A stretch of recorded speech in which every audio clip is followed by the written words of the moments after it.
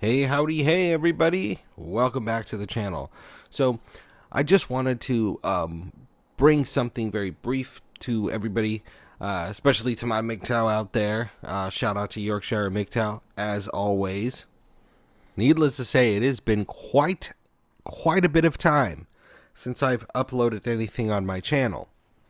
Thusly, I've resolved to just give you different excerpts of maybe a few moments that I found poignant in my day, my week, etc. And in this case, this was kind of a MGTOW moment for me. 90% of the time when the radio's playing at work, I do a superb job of tuning all of that noise out. But there are a few intervals in which they'll have these cockamamie segments in which they attempt to make it look like they want to actually ponder or make deep musings about why there's such a disconnect between men and women.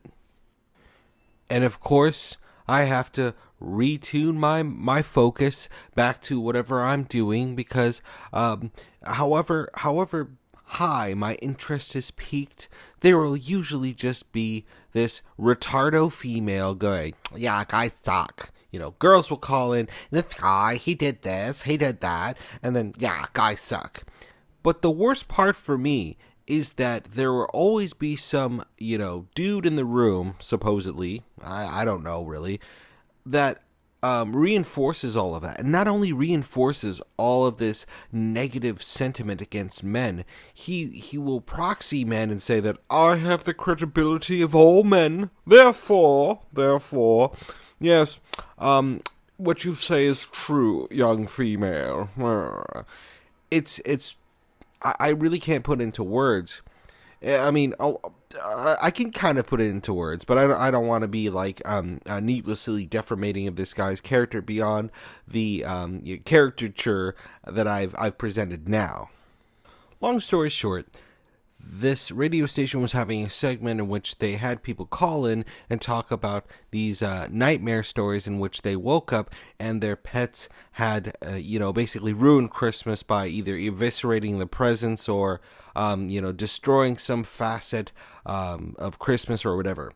So this woman calls up and talks about how they woke up and the boxes and the wrapping paper and all of everything was just completely eviscerated.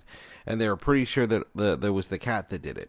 And they're also pretty sure that the dog had a part in it too, because the boxes were chewed on, or I should say the presents were chewed on, and some of the boxes, unfortunately, were soaked in urine. That's just terrible.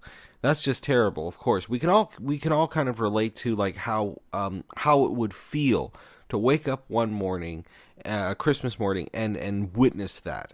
So anyway, I believe that the guy who's like the DJ says, was it the cat or was it the dog? And she basically and I think he was inquiring about the urine. Unfortunately, he's like, so was it the dog or the cat that peed on some of the boxes?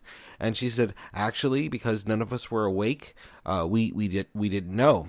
We knew it was the cat and the dog, but we didn't know which was which necessarily for the pee.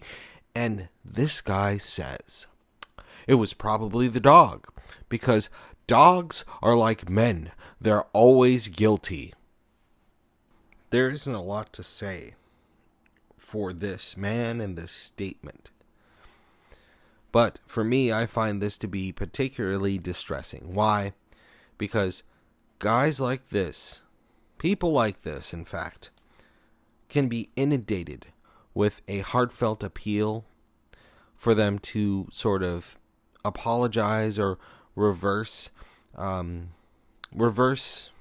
some way the sentiment, the negative sentiment that they put out there. And it doesn't matter how many genuine people, or men in this case, would appeal to him and ask him to reverse that once again. He would, as he's done in the past, when I've been listening in, he would just get on his little pulpit and talk about how superior he is and how he's not going to apologize and how he's hard line about this and that and how he doesn't back down. But sooner or later, guys like this are going to eat their words. Why? Because when you back gynocentrism, you've backed the wrong horse. Because gynocentrism, by virtue of what it is, does not give to anyone, especially not to men. It only takes. And when slowly and eventually everything is taken from this man in particular, he'll have to lie in the dust and lie to himself and pretend that that's what he wanted all along and that he's actually happy. And that's all he'll have. Once again, guys, I hope that you found this to be poignant. I hope you found this to be at least slightly entertaining, just for the anecdote itself. And I'll see you guys in the next one.